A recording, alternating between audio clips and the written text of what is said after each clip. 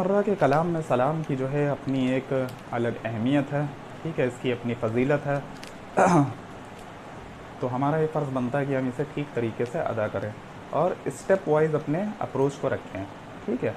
اور اس طریقے سے دھیرے دھیرے ہم اپنی عربی کو سدھارتے جائیں، کم سے کم ان چیزوں میں جن کا ہم ہر روز یوز کرتے ہیں، ٹھیک ہے. کیسے اسٹیپ وائز اپروچ رکھنی چاہیے؟ ایسے اسٹیپ 1 آپ کا آتا ہے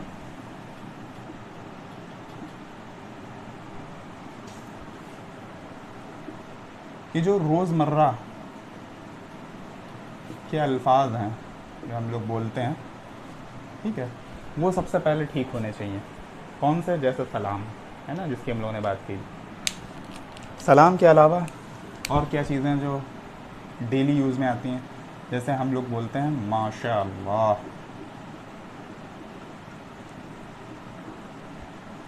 ٹھیک ہے. ہم لوگ بولتے ہیں انشاءاللہ، ہم لوگ بولتے ہیں الحمدللہ،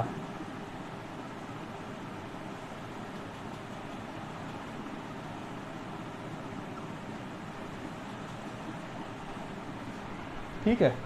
تو روزانہ بولتا ہے لگ بھگ.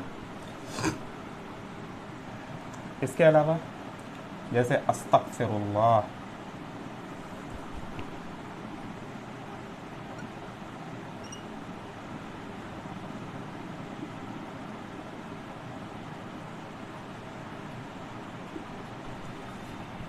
ٹھیک ہے. اور کیا بولتے ہیں ہم لوگ؟ جزاک اللہ،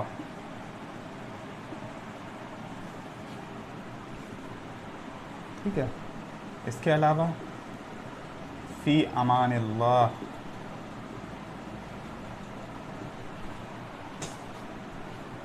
ہے نا.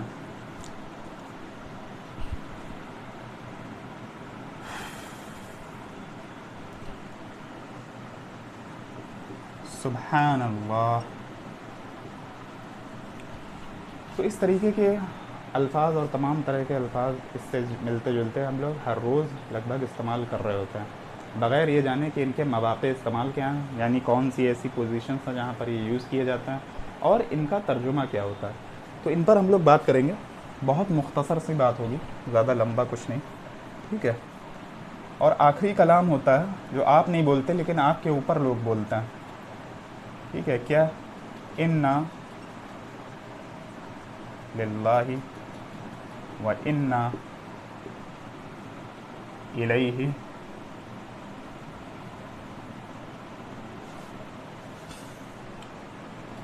کیا راجعون، ٹھیک ہے.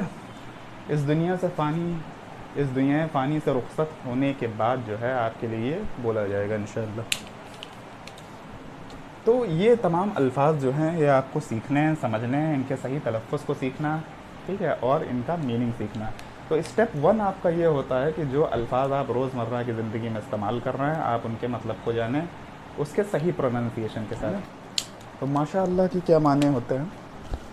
ماں کا مطلب جو، اور اس کو بڑھا کے جو کچھ بھی کر سکتے ہیں، یعنی جو کچھ. شاء کا مطلب چاہا، ٹھیک ہے. اور اللہ کا مطلب اللہ، یعنی اللہ سبحانہ و تعالیٰ نے جو کچھ چاہا وہ، ٹھیک ہے.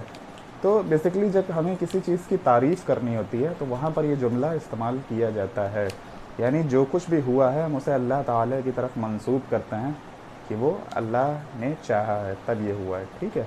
کیونکہ اس دنیا میں ہماری چاہت کی اتنی اہمیت نہیں ہے، ٹھیک ہے. اللہ کی چاہت کی مینلی اہمیت ہوتی ہے اور جو وہ چاہتا ہے وہی ہوتا ہے. اسی لیے آپ پڑھیں گے سورہ تکویر میں، ٹھیک ہے، 30ویں پارے میں سورہ تکویر ہے، اس میں اس کی جو آخری آیت ہے وہ یہی ہے وما تشاءون الا ان یشاء اللہ رب العالمین. یعنی آپ کچھ نہیں چاہ سکتے سوائے اس کے جو اللہ چاہتا. وہ تمام عالم کا پروردگار، ٹھیک ہے. ڈفرینٹ طرح کے عالم ہیں، عالم انس ہے، عالم جن ہے، ٹھیک ہے. فرشتوں کا الگ عالم ہے، جنت جہنم کا الگ عالم ہے. تو ان تمام عالموں کو چلانے والا تنہا ایک اللہ ہے، ٹھیک ہے. اور چاہت اسی کی ہوتی ہے. تو ہم اپنی تمام چاہتوں کو اس کی طرف منسوب کرتے ہیں کہ اگر کوئی چیز ہے جو بہت زیادہ اچھی ہے تو یہ کس وجہ سے ہے کہ اللہ نے چاہا ہے کہ وہ ایسی ہو. یہ مطلب ہوتا ہے آپ کا ما شاء اللہ جب ہم کہتے ہیں تو.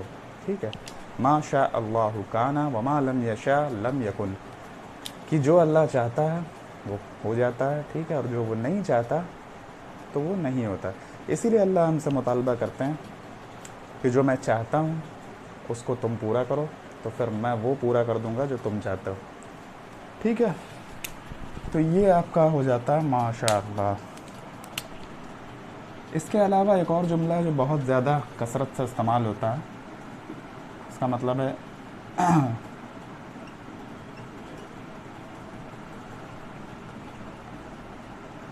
اور وہ کیا ہے, انشاءاللہ. ٹھیک ہے, انشاءاللہ کا کیا مطلب ہوتا ہے؟ ان کا مطلب ہوتا ہے اگر, شاء کا مطلب ہوتا ہے پھر سے وہی چاہا, اور اللہ تو اللہ, یعنی اگر اللہ نے چاہا تو. ٹھیک ہے, تو بیسیکلی جو بھی ہم پلانس بناتے ہیں, جو بھی ہم کام کرنے کا ارادہ کرتے ہیں جو مستقبل سے جڑا ہوتا ہے, ٹھیک ہے, یعنی فیوچر سے جڑا ہوتا ہے, تو ہم اس کو منسوب کرتے ہیں اللہ کی چاہت کے اوپر, کہ وہ کام تب وجود میں آئے گا, یا جو بھی ہم چاہ رہے ہیں وہ تب وجود میں آئے گا جب اللہ کی اجازت ہو اور اس کی مرضی ہو, ہے نا. جیسے قرآن کریم میں بھی ہمیں جو ہے اس کا ایک واقعہ ملتا ہے. اگر ہم پڑھتے ہیں سورہ قلم کے بارے میں, ہے نا, تو اس میں اللہ تعالیٰ نے جو ہے باغ والوں کا قصہ سنایا.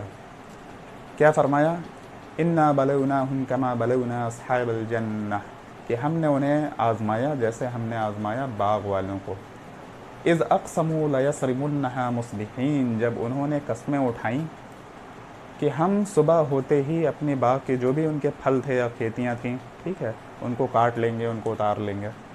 ولا یستثنون, اور انہوں نے کیا نہیں کیا, استثناء نہیں کی, مطلب الٹرنیٹ نہیں کہا. اب اس چیز کا الٹرنیٹ کیا ہوگا کہ ہم فلاں کام کو یقیناً کریں گے, ظاہر ہے یہی ہوگا کہ ہم اللہ کی مرضی سے کریں گے یا انشاءاللہ ہم کریں گے. تو انہوں نے انشاءاللہ نہیں کہا.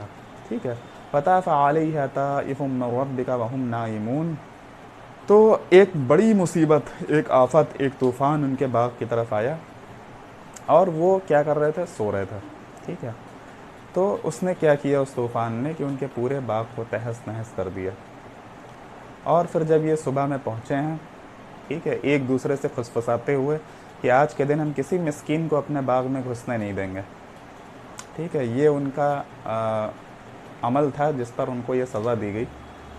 تو جب انہوں نے اپنے باغ کو دیکھا تو انہیں لگا کہ جو ہے یہ ان کا باغ ہے ہی نہیں. ٹھیک ہے, فلما رأوها قالوا انا لضالون, کہ جب انہوں نے اپنے باغ کو دیکھا تو وہ تھوڑی دیر کے لیے ٹھٹک گئے, اور انہوں نے کہا کہ لگتا ہے ہم کسی غلط جگہ پر آ گئے. پھر انہیں اندازہ ہوا نہیں نہیں نہیں, یہ تو ہمارا ہی باغ ہے, بس تہس نہس ہو چکا ہے. ٹھیک ہے,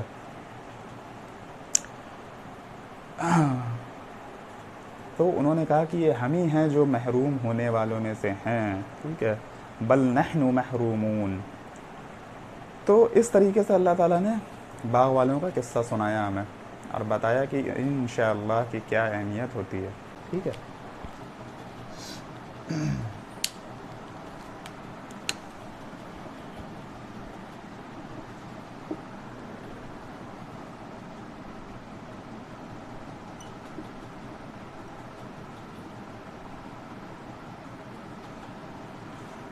الحمدللہ کے بارے میں.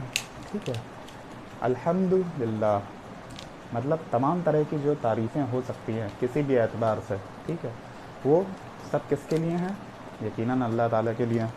تو جب اللہ کی تعریف ہوتی ہے جس میں تمام طرح کی تعریفوں کو ایڈ کیا جاتا ہے تو الحمدللہ کا استعمال کیا جاتا ہے, جہاں پہ لام کیا ہے, حروف جر ہے. ٹھیک ہے, یہ حرف جر ہے جو آپ کا زیر لگاتا ہے آخری والے حرف پر. ٹھیک ہے,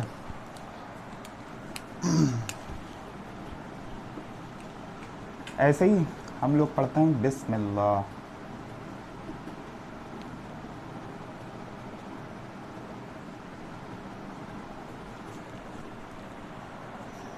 تو بسم اللہ ہر اس کام کو کرنے سے پہلے, یا آپ کہہ سکتے ہیں تمام کام جو ہم کرتے ہیں اس سے پہلے ہمیں بسم اللہ پڑھنا چاہیے. ٹھیک ہے, یعنی جو آپ شروع کر رہے ہیں وہ اللہ کا نام لے کر رہے ہیں.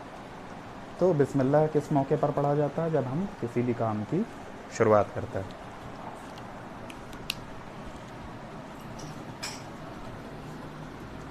اسی طرح ایک ورڈ آتا ہے آپ کا سبحان اللہ.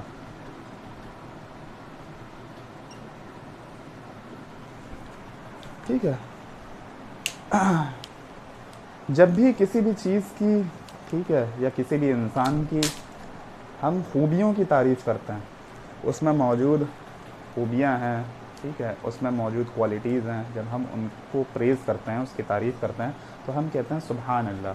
یعنی ہم پھر سے ان تمام چیزوں کو، ان تمام تعریفوں کو اللہ کی طرف منسوب کرتے ہیں کہ جو بھی ہے، جس کے اندر بھی ہے، وہ اپنی ذات کی وجہ سے نہیں ہے، وہ کیا ہے؟ اللہ کا دیا ہوا ہے. ٹھیک ہے.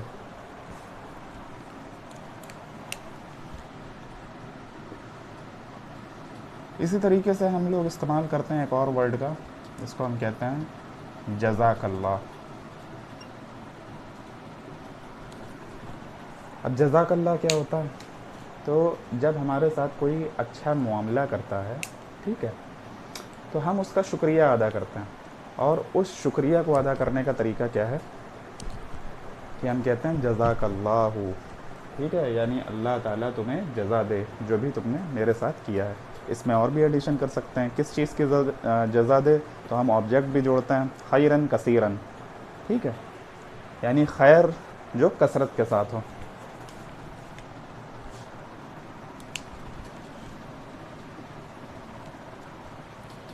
ایسے ہی آپ کا ورڈ آتا ہے استغفر اللہ.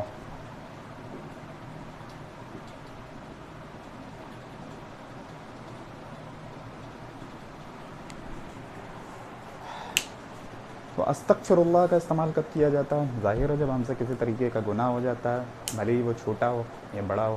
ٹھیک ہے، تو استغفار جو ہے بہت امپورٹنٹ کلمہ ہے اسلام کی نظر میں، اور اس کا بہت زیادہ ویٹیج ہے. اس کی وجہ سے بڑی بڑی چیزیں، بڑی بڑی آفات، مصیبات، پریشانیاں ٹل جاتی ہیں، ہے نا.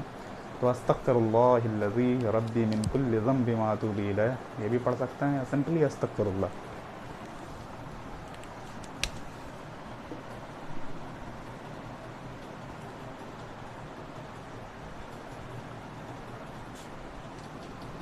اسی طریقے سے ایک یہ بھی دعا ہے جو ہم پڑھتے ہیں،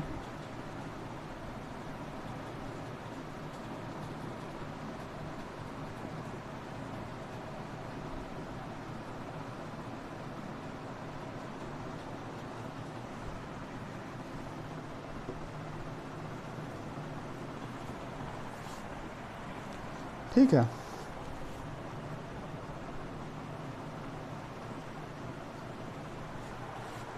انا للہ و انا الیہ راجعون. ٹھیک ہے، یعنی جو اللہ کے لیے آیا ہے اسے واپس اللہ کی ہی طرف لوٹتا ہے. عام طور پر یہ غلط فہمی ہوتی ہے لوگوں کو کہ یہ تب پڑھا جاتا ہے جب اس دنیا فانی سے کوئی رخصت ہو جاتا ہے، جبکہ حدیث میں ہمیں ترغیب ملتی ہے کہ ایسا ضروری نہیں ہے کہ آپ اسے ٹائم پر پڑھیں. آپ کو کسی بھی طریقے کی تکلیف پیش آتی ہے، آپ کا کوئی بھی سامان کھو جاتا ہے، آپ کو کسی بھی طریقے کا نقصان پہنچتا ہے، ہر اس کیس میں آپ اس دعا کو پڑھ سکتے ہیں. ٹھیک ہے، اور جب آپ مطلب جانتے ہیں تو آپ کو کلیئر ہو جاتا ہے. اس میں کوئی بھی ایسا مطلب نہیں ہے جو آپ کو یہ بتائے کہ آپ دنیا فانی سے رخصت ہی ہونے پر اس کو پڑھ سکتا ہے نا.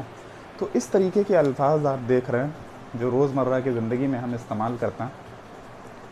ٹھیک ہے، ان کے مطلبوں کو، یعنی ان کے ترجمے کو ہمیں معلوم کرنا، اور انہیں کس موقع پر بولا جاتا ہے، یعنی ترجمہ اور مواقع استعمال یہ آنے بہت ضروری ہیں تاکہ صحیح جگہ پر ہم صحیح جملہ استعمال کر سکیں.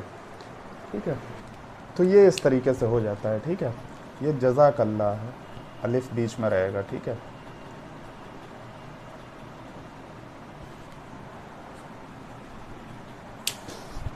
تو یہ کافی کامن الفاظ ہیں، ان کا صحیح تلفظ اور ان کا معنی معلوم ہونا چاہیے. ٹھیک ہے، تاکہ جب آپ کہہ رہے ہوں تو محض یہ زبان سے ادا نہ ہو رہے ہوں، بلکہ آپ کو معلوم ہو کہ آپ کیا کہنا چاہ رہے ہیں اور کون سی جگہ پر ان کا استعمال کیا جائے.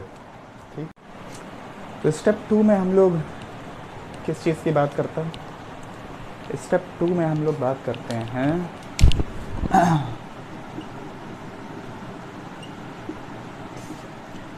نماز میں پڑھی جانے والی چیزوں کی. ٹھیک ہے، یعنی وہ کلمات جو ہم لوگ نماز میں ادا کرتے ہیں. اس کے اپنے 2 لیول ہیں. ایک تو لیول 1 ہے آپ کا، یعنی وہ چیزیں جو نماز میں کانسٹنٹ ہیں. ٹھیک ہے، پہلے آپ کو ان کے مطلب پتہ ہونے چاہیے. ان کو لیولز میں کیوں ڈیوائڈ کیا ہے؟ ایسا کوئی ضروری نہیں ہے کہ آپ جو ہے انہی کے حساب سے چلیں، لیکن لیولز میں ڈیوائڈ کرنے سے چیزیں آسان ہو جاتی ہیں، ہے نا. اسٹیپ وائز اپروچ ہوتا ہے جو آپ کو پتہ بھی نہیں چلنے دیتا اور آپ دھیرے دھیرے سیکھ جاتے ہیں. تو کانسٹنٹ کون کون سی چیزیں ہیں؟ جیسے ہر نماز میں ہم لوگ ثنا پڑھتے ہیں. ٹھیک ہے، سورہ فاتحہ پڑھتے ہیں،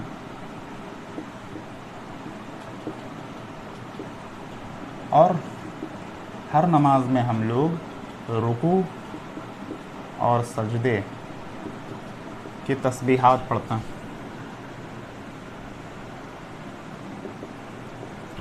اسی طریقے سے ہر نماز میں ہم لوگ تشہد میں بیٹھ کے التحیات پڑھتے ہیں، ہے نا، اور دعائے معصورہ پڑھتے ہیں. تو یہ لگ بھگ اتنی چیزیں آپ کی کانسٹنٹ ہوتی ہیں ہر نماز میں. تو ہمارا یہ فرض بنتا ہے کہ کم سے کم ہم پہلے اتنی چیزوں کے ترجمے جانیں، صحیح پروننسیشن جانیں اور اس کا ترجمہ جانیں. ٹھیک ہے، اس میں پھر آتا ہے آپ کا لیول 2. ایک بار آپ کانسٹنٹ چیزوں کو جان جاتے ہیں تو پھر ویریبلس پر آپ آ جاتے ہیں نا. ویریبلس کا مطلب کیا ہے کہ کم سے کم آپ اتنی صورتوں کے ترجمے جانیں جو آپ سورہ فاتحہ کے بعد ملاتے ہیں. ٹھیک ہے، ہر سورہ فاتحہ کے بعد ہم لوگ کیا ملاتے ہیں؟ ایک سورہ ملاتے ہیں، ہے نا.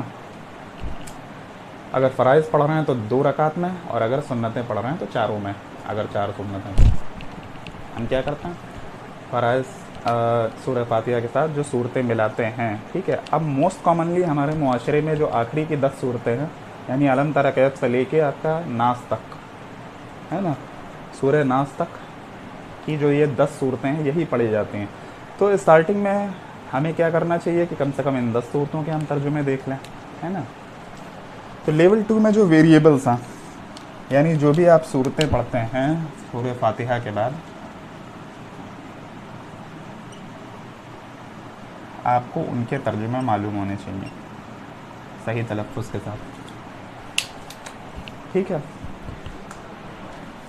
اس کے بعد آپ کا آتا ہے اسٹیپ 3.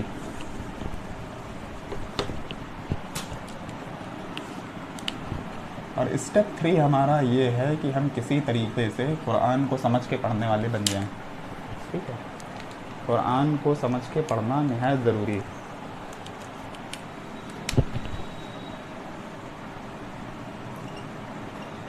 یعنی کیا ہے آپ کا step 3؟ Understanding basic level of قرآن.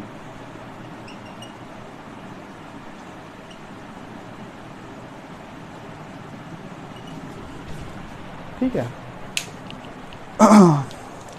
تو ہم جانتے ہیں کہ قرآن آخری پیغام ہے اللہ تعالیٰ کا ہماری طرف، آخری رسول کی طرف، حضرت محمد صلی اللہ تعالیٰ علیہ وسلم. ٹھیک ہے، اس کے بعد نہ کوئی نبی آنے والا ہے، نہ کوئی آسمانی کتاب اترنے والی. قیامت تک کے لیے یہی پیغام ہے اللہ تعالیٰ کا.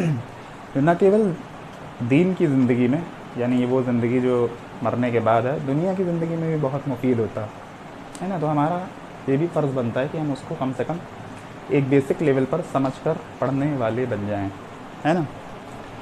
تو اسٹیپ 3 میں ہم لوگ قرآن کی بات کرتے ہیں، جیسا کہ اللہ تعالیٰ نے فرمایا وَلَقَدْ يَسَّرْنَا الْقُرْآنَ لِلذِّكْرِ. ٹھیک ہے، کہ جو نصیحت حاصل کرنا چاہتے ہیں ہم نے ان کے لیے قرآن کو کیا کر دیا؟ آسان کر دیا.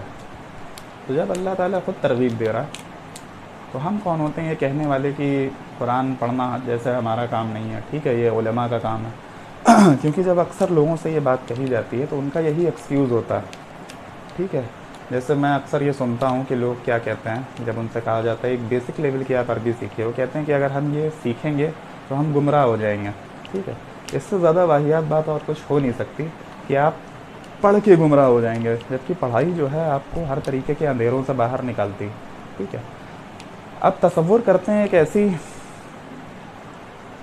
کنڈیشن کا جہاں پر کوئی آپ سے قرآن اور سنت کے بارے میں باتیں بتا رہا ہے. ٹھیک ہے، عربی کا استعمال کر رہا، عربی میں آپ کو دھڑا دھڑ حدیثیں پڑھ کے سنا رہا ہے یا قرآن کی آیتیں پڑھ کر سنا رہا، تو آپ کیا کریں گے؟ اگر آپ نہیں جانتے تو آپ کونے میں بیٹھ کے سبحان اللہ کی نعرے لگا رہے ہوں گے، جبکہ یہ ضروری نہیں ہے کہ جو عربی وہ بتا رہا ہو اس سے کنیکٹڈ ہو یا نہ ہو. لیکن اگر آپ بیسک لیول کی بھی عربی جانتے ہیں نا، تو کم سے کم اس کی گرامیٹیکل فارم نہ سمجھ میں آئے، ورڈ سمجھ میں آ جائیں گے، ہے نا. اور جب ورڈ سمجھ میں آ جائیں گے تب آپ پکڑ سکتے ہیں، تو گمراہی سے دور ہوئے نہ کہ گمراہ ہوئے.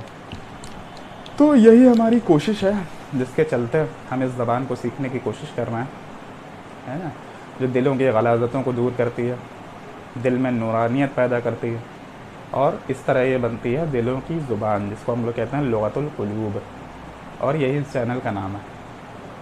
تو ابھی تک یہاں تک ہم لوگوں نے بات کی ہے کیول انٹروڈکشن کے بارے میں، ٹھیک ہے، کیونکہ یہ بھی ضروری ہے، کیونکہ جب تک یہ کلیئر نہیں ہوتا کہ کسی بھی چیز کو ہم کیوں کر رہے ہیں، تب تک اس کو کرنے کی نہ اندر سے کوئی خواہش پیدا ہوتی ہے نہ کوئی جذبہ پیدا ہوتا ہے نا.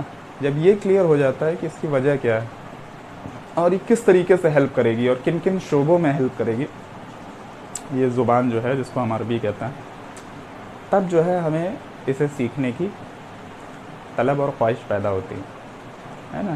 تو ابھی تک جو ہم لوگوں نے بات کی وہ صرف یہ تھا جس کو ہم لوگ کہتے ہیں وائی کلیئر کرنا، کہ کیوں پڑھنا، ٹھیک ہے. آگے آنے والی ویڈیوز میں ہم لوگ زیرو لیول سے، یعنی ایک دم لیکچر 1 سے، سبق 1 سے سٹارٹنگ کریں گے عربی کی، ٹھیک ہے.